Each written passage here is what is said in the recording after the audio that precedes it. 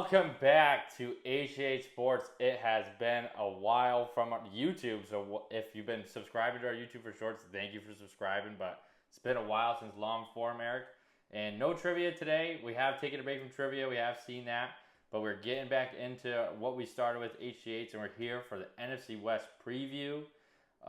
Like, comment, subscribe if you like this stuff. Keeps us coming back, but we'll get right into it. We're going to go through each team, and then we're going to give out who we think is going to win the division. And we're going to start with the worst team, I think. We're going to start with the Arizona Cardinals. Some controversy in the QB room. Brissett, Carson Beck, and now Gardner Minshew. And then they had the big draft pick of Jeremiah Love. Over-under wins, 3.5. Yeah, that is one low over-under. Might be the lowest. I can't confirm, but I think it might be. Up there, for sure. It's be the lowest. Obviously they fire Jonathan Gannon. They bring in Michael LaFleur. Yeah. And then the whole QB thing, I believe it'll be Brissett going into the season. But I'm sure we'll see Carson Beck at some point in the season, depending on how Brissett's doing or injury. Yeah. So if we get right to it, they get Jeremiah Love. Marvin Harrison had a little bit of an injured season last year, coming back. It's tough. Their defense is not the best, so the 3.5 line is extremely low, and it's hard not to want to take that over. Yeah, I mean, it's minus 140 for the over. Yeah, but still. It's scary.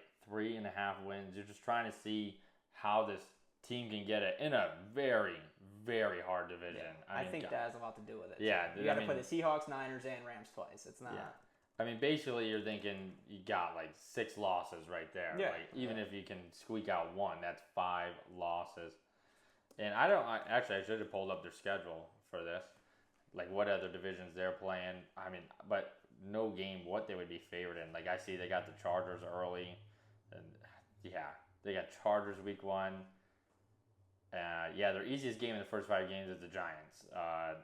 There's not one game you look at it. I mean, you got Jets, Cardinals. That might be their best shot. Yeah. Yeah, so it's not something I would press, but if you were to make me pick over-under wins for the Cardinals, I mean, I think there's more value on the under. Like, I could see them only winning 3 games. But I'm very different. I think you should let Carson Beck play and not pay Brissett. I don't understand why you'll pay him. He's not the quarterback of the future. Why don't you see what you got in Carson Beck? And if he's terrible, just put Gardner Minshew in. I just don't understand. I think you just tank. I mean, with a strong draft class, but yeah, I disagree with the draft pick of Jeremiah Love, but if they think he's that good, I guess that's the move you need to make. Yeah, I mean, he's an uber talented player, and here's the thing: Michael LaFleur is coming into this new job, so he has to try to win some games. Yeah, I mean,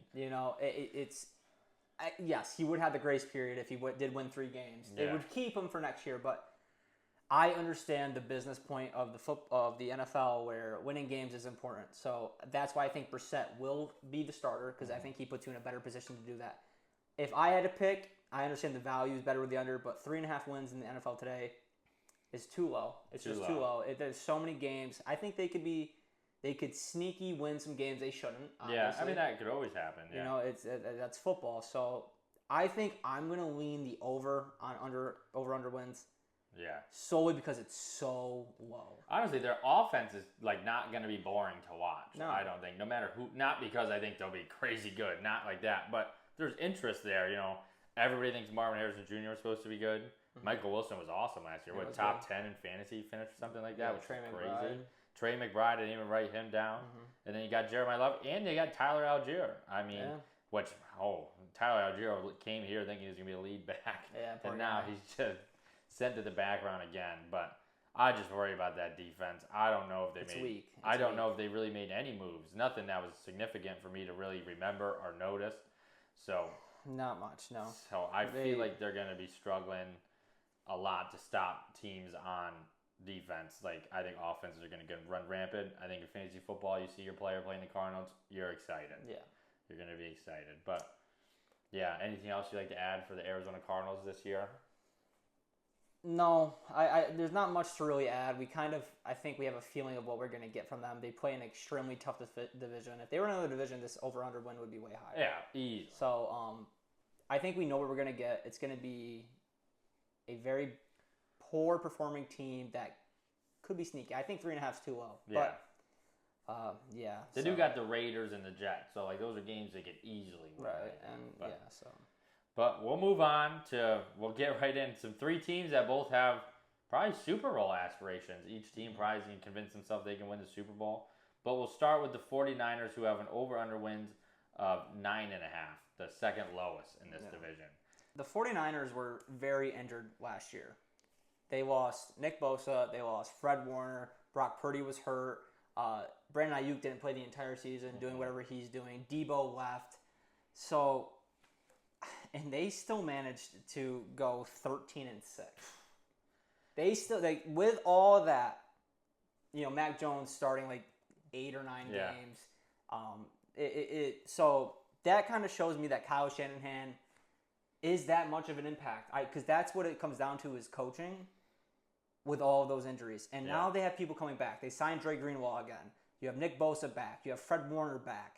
Juwan Jennings leaves, but you bring in a guy like Mike Evans, a reliable Christian Kirk. Yeah, a reliable threat. Still got Pearsall. If I wanted value, I would bet on them to win the division. Yeah, I think they are a great value play. I know the Seahawks are coming off a Super Bowl win. Things change fast in the NFL. We see it every single year. The 49ers were so injured and still won 13 games. Yeah. It's kind of amazing. Yeah. And my only fear is Mr. Bob Saleh and moving on to the Titans. I think he is awesome DC. Like, even if it doesn't go well in Tennessee, and we'll talk about them in future videos, but he's always got a job as a DC. He was awesome last year. No matter who plays defense for him, it seems he can get the boys going. But at the same time, any D coordinator, if you got all these guys coming back, you feel like you can be good. So over-under wins 9.5, over -145.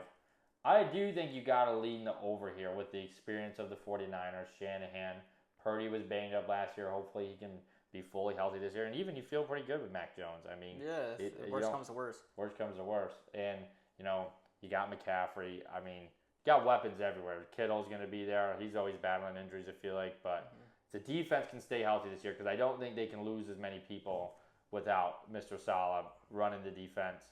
I do lean over here if they can definitely stay healthy. Oh, I'm definitely leaning the over. And it's not like they brought in some scrub. They have Raheem Morris calling the defense now. He earned the head coaching job for a reason. Yeah. He is an excellent defensive play caller. And if you can keep half of that team healthy that it was last year and they still won 13 games, I think you could do some damage. I really do. And I think that 49ers are sneaky underdogs to win this division. I really do. That's why the over for 9.5 wins is -145. Yeah, -145. You almost probably could say it's 10.5. The lines are weird.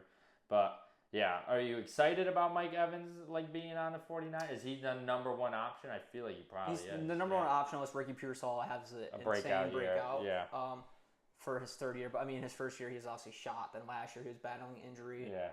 So, hopefully he could be a difference maker in that offense, because CMC was carrying the entire workload. And that is probably what led them to this 13-win season, was his durability during that season, which is insane, because we haven't seen that.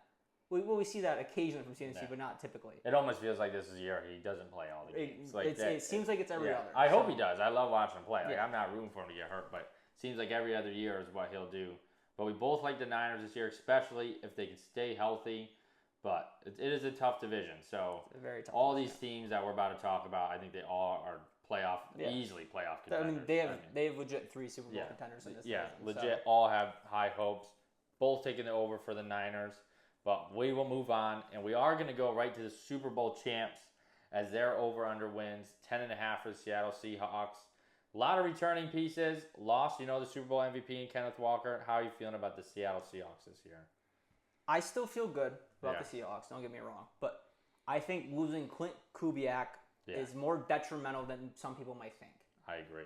He was amazing for them. Jackson Smith-Njigba had his breakout season with Clint Kubiak, forming plays to get him open, focusing on the run and JSN.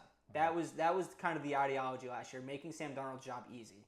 They lose Boye Mafe. They lose Reek Woolen. Yeah. All these guys that deserve to get paid because they played so phenomenally on that defense last year. Can't pay everyone. No, you can't. And so it's... I'm going to lean the under on 10.5. Yeah, I would agree. I think it was just a perfect storm last year. I really do. No one's gonna sit there and tell me Sam Darnold is a guy that's gonna go win a bunch of games for you. Kubiak was calling a great offense. JSN breakout year. There's no way they're gonna. I don't think they're gonna look the same in offense at all. I'm a little worried about their offense, honestly. I mean, they did go out and get Prince, who I think is gonna be the lead back over Charbonnet. Not that I'm too worried about Walker leaving. He wasn't that great during the regular season. He was awesome in the playoffs. But yeah, I do think that defense is still going to be good with Mike McDonald, even losing pieces. He has proved himself last year clearly, winning the Super Bowl. He's a great coach. But I worry about that offense with Kubiak, just like you do. Definitely lean in the under 10.5, and I don't have the lineup right now. But I kind of like them to miss the playoffs this year. I feel like it's just going to be an 8-win season would be my prediction, and they just missed. I think they're going to be a good team, but again, they got two other teams that are awesome, I think, in their division. Well, they're going to be playing a first-place schedule. Yes. So their schedule is going to be one of the harder ones considering this division and winning the Super Bowl and placing first in a division. Yeah. So it is going to play a factor. 10.5 is a little high for me as well. Yeah. I mean, their easiest game outside probably the Cardinals. They do get the Raiders. They get the Giants, who, I mean, of course, I don't think they're going to be easy, but probably one of the easier ones in the Commanders. Other than that, you're talking about the AFC West. You got the Bears. I mean, they got the Panthers. So, I mean, there's really only 4 games I feel confident they're going to easily win. Mm-hmm. Like, every other game is a toss-up, in my opinion. So, tough schedule. I mean, they got your Patriots week 1. Rematch. Yeah, that's going to be a very intriguing game. Intriguing game. That's how you started off, though. So we both think the Seahawks are going to take a slight step back this year. We think losing OC is going to be a huge deal. Kubiak moving out of the Raiders. Both like the under 10.5 wins. But again, I wouldn't be shocked if they were good again. No, not at all. I'm not sitting here saying that they can't be good again. It's just the NFL is a hard sport to be dominant in for multiple years. Mm-hmm. It's a difficult one to do, and I just feel like losing Kubiak is going to. They're going to feel that. They're going to feel that on the offensive side of the ball. Yeah. So I really do. I just worry that the quarterback wasn't the sole reason why the offense was great. I think it was calling the plays. And JSN is an awesome receiver. Hopefully he can be the same way in the new offense. But both are taking a step back on the Seahawks. But we will move on to the Super Bowl favorites actually now after the huge trade for Myles Garrett. We got the Los Angeles Rams over-under wins. 11.5 favorites to win this division, favorites to win the Super Bowl. How are you feeling about this loaded Rams team? It's impossible to not feel amazing about them for their own sake. I mean, you get Trent McDuffie, you get Jalen Watson, you get Myles Garrett, you still have Nate Landman, you still have Byron Murphy, you still have Puka Nacua, you still have Kyron Williams, you still have Blake Corum, you still have Matt Stafford, you still have a great O-line, you still have Sean McVay. I mean, they have the perfect recipe to win the Super Bowl this year, and it's not an overstatement at all. Myles Garrett has been the best defensive player in the NFL. You could argue maybe T.J. Watt, but not really. You could put that to rest because that guy's always hurt. And they're getting him off the edge now. It is. You're going to get the most motivated Myles Garrett I think you've ever seen, too. He's always said he wants to win, but he's still never been on a team that he truly thought could win. No, he's always been in Cleveland. And now you go to a team like this, and you saw how good they were last year. And they were in high-scoring games. Now you got a guy that sacks a quarterback 20 times a year. It's going to be a problem for the NFL. It is. There's not one game you'll look at and be like, they're going to lose. They're going to be favorited, I think, every week. Yeah. They are the best team on paper, no doubt about it. You got the MVP from last year with the Defensive Player of the Year now. Literally. With Puka Nacua. Doesn't get any better. Puka Nacua, you got Devontae Adams, and they got, 5 tight ends or something like that that can Kobe all Parkinson. play. It doesn't matter. Tyler Higbee came back. I mean, they are loaded up and down this roster. Yeah. I think 11.5 by the time the season starts is going to go up to 12.5. If you like to bet over-under wins, get on them now. It's over 11.5. There's no other way you go about it. Yeah. No, a sneaky part of me wants to be like 11.5's high, but it's dude, you just added Myles Garrett. I mean, if you don't add Myles Garrett, then it's a whole different story. I mean, Jared Verse is obviously a hell of a player, but it's not Myles Garrett. Myles Garrett is one of the more is one of the best defensive players of all time. I understand the trade. Like, I'm not going to sit here and say the Browns No, are I mean, the Browns needed to do what they needed to do, and they obviously weren't going to win with Myles Garrett. That's been evident, over the last however many years. So it just sucks. They signed some of the best defensive players in the NFL in this offseason. Yeah. Coming off the season where they made the NFC Championship. Yeah. With one of the best offenses in the NFL that was firing. Now, do I think that offense repeats? Yeah. Yeah. Because this is the thing, is a couple years before, Cooper Kupp always hurt. 2024, Puka was injury. And then 2023, Puka's rookie year. And now Puka is established, and this guy is amazing. Now you have Kyron Williams with a split backfield and Blake Corum. You can preserve his health. And you just don't let Matt Stafford get hit, and you're fine. They're not weak at all. No. Like, just on paper, they're injury. You can always get injuries, but if you look at this team healthy, they're just going to dominate, I feel like. Yeah. They're going to get home field advantage, I think. They're favorite to win the Super Bowl for a reason. I just can't believe to get Myles Garrett. When you texted me that, I was like, how? First of all, I was like, how did the league let this happen? But then I got the move. Like, Curse is going to be an awesome player. I feel like he got to be like, oh, no. And he seemed pretty happy going off the plane. But you got to be happy, but you know that LA to Cleveland. Yeah, it's brutal. Yeah, but maybe save a little bit of change, but that's about it. But, yeah, I got the Rams here, and if we're going to get a division winner, I can't bet against the Rams if you're going to bet it. Rams plus 100. I like the Niners and what you said with the value, but the Rams are just so good to me. I don't see how they don't win this division. Yeah, I could sit here and pretend that I honestly do think the Niners have a good chance to win this division, but I'm not going to sit here and say that that's my pick. If the gun was to my head, I would pick the Rams. Yeah. But value-wise, the Niners have great value. I'll be honest. I like the Niners more than the Seahawks. Me too. I'll be the Me first too. one to say. Yeah, absolutely. They were so hurt. So yeah. I'm more worried about Kubiak leaving the Seahawks than I am Salah leaving the Niners. Yeah, easily. Yeah, absolutely. They still have Shanahan. You bring in Raheem Morris. If they can stay somewhat healthy, they're a very good team. But the Rams are like 2017 Warriors. They're the team to beat. They're the team to beat, I think, this year, especially in this division, especially in the NFC. I think there's maybe one other team. I'm sure we'll talk about them when we get there. But no interest in the Cardinals plus 10,000? I'm going to pump the brakes on that one. Yes, I will pump the brakes on that one. I do think that they could be like a sneaky 6-7 game or winning team. 6-7. 6-7. Is that dead? I don't know if that's dead. My brother told me it's dead, but I'm not sure. Yeah, it's the big 2020-2026. So, yeah. But I do think that they could sneak out 6 wins, but winning the division is out of this world with these teams. Yeah. Well, anything you like to look out for within this division? I think it's my big thing. If you're the Cardinals, I think you let Carson Beck play and see what you got. Before last season started, I know everybody thinks he's terrible. He did go to national championship. He was going to be the first overall pick if the draft happened before the season happened last year. I think you let Carson Beck play. That's my big thing. I get Brissett's a professional. They've been a pro for a while. I just think you let Beck play. He was a top talent for a reason in college. Just let him rip the ball around. I just don't trust his decision making. Oh, whatever. Who cares? I don't trust his maturity in the NFL. Let him rip it around. You can let him rip it around, sure. Jacoby can rip it better, I think. As of now, obviously, Carson Beck could turn into a fine quarterback. He's a big guy with a big arm. I just don't trust his downfield decision making. If he does play, I think they're going to win on the run game more than the pass game. Well, Jeremiah Love is definitely a key thing to watch. He's going to be explosive, fun to watch. Is he bigger than Genty, you think? Like, you feeling going into the year than last year? No, Genty going into last year. Genty was huge, I feel like. I know Love was picked first. I think it goes, like, in our lifetime. Yeah. Saquon. Genty. Yeah. And then maybe a couple other guys. Love's right there. But yeah, Zeke was picked pretty high, if I remember. But I don't know if he was top 10. I can't remember. He was. Yeah. Zeke was pretty big, and he was good. So I'm sure Love will have a great season. But, Genty wasn't awesome. He was good last year, but not as great as people thought. So, yeah, anything else you want to add about anything you see going into the year? No, honestly, Rams are my pick. If gun to my head, value-wise, I think the Niners are a very smart play, though. I think it might be sharp. I do honestly think that might be a sharp play. Yeah, I like them more than Seahawks. I think, plays I would like. Honestly, I think if you're betting the over for the Cardinals, just move it up to 4.5. For some reason, I feel like if you're gonna bet it, just bet them to win 5 games, not 4.